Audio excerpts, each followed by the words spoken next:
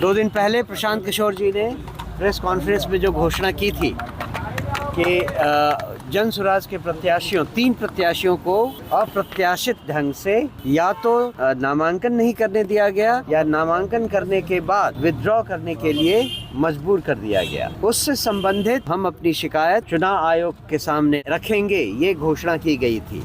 आज हम उसी कार्य के लिए चुनाव आयोग के दफ्तर में आए।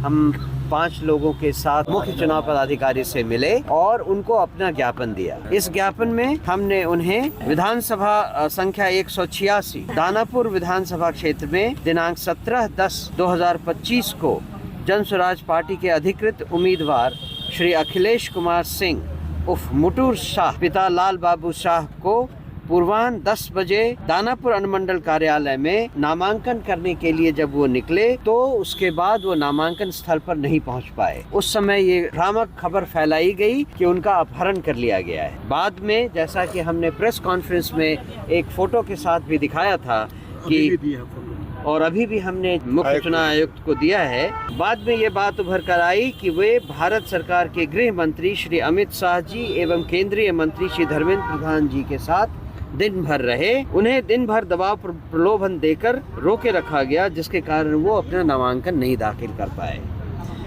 उसके बाद 17 तारीख को, एक्चुअली पहले 16 तारीख को विधानसभा क्षेत्र 101 गोपालगंज विधानसभा क्षेत्र के लिए जन स्वराज पार्टी के अधिकृत उम्मीदवार डॉक्टर शशि शेखर सिन्हा ने दिनांक 16/10/2020 को अपना नामांकन किया तथा 18/10/2025 को स्क्रूटनी में उनका नाम वैध पाया गया और वो चुनाव प्रचार की तैयारी में लग गए। लेकिन भाजपा के प्रत्याशी द्वारा उन पर दबाव डाला गया और उनके पुत्र जो विदेश में रहते हैं उन्हें भी दबाव देकर नामांकन वापस करने के लिए मजबूर किया गया।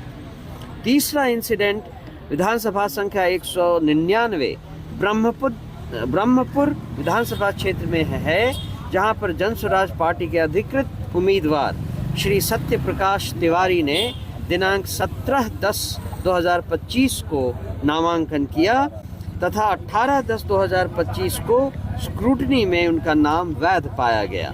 प्राप्त जानकारी के अनुसार 19 अक्टूबर को भारत सरकार के केंद्रीय मंत्री श्री धर्मेंद्र प्रधान जी उनके घर गए तथा उन पर दबाव एवं प्रलोभन डालकर उन्हें 20 अक्टूबर को अपना नामांकन वापस लेने के लिए मजबूर किया।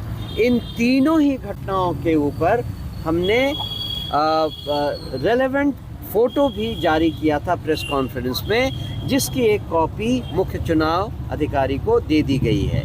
हमने चुनाव अधिकारी से यही विनती की कि चुनाव के समय में चुनाव की आचार संहिता को ध्यान में रखते हुए चुनाव का संचालन इतने स्पष्ट और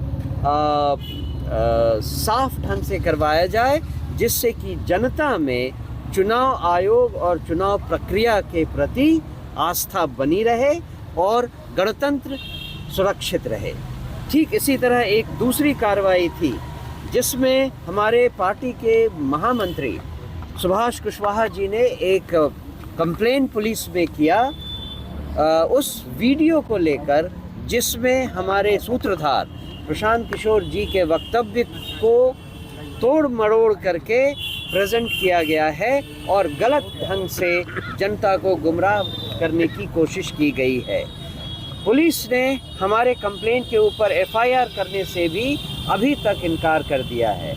ये भी ऐसी एक घटना है जिस पर चुनाव आयोग को संज्ञान लेना चाहिए और आचार संहिता के तहत त्वरित और शीघ्र कार्रवाई करनी चाहिए। हमने मुख्य चुनाव पदाधिकारी से ये भी अनुरोध किया। स्कूल का बस्ता छाप पर बटन दबाएं, जन सुराज को विजयी बनाएं।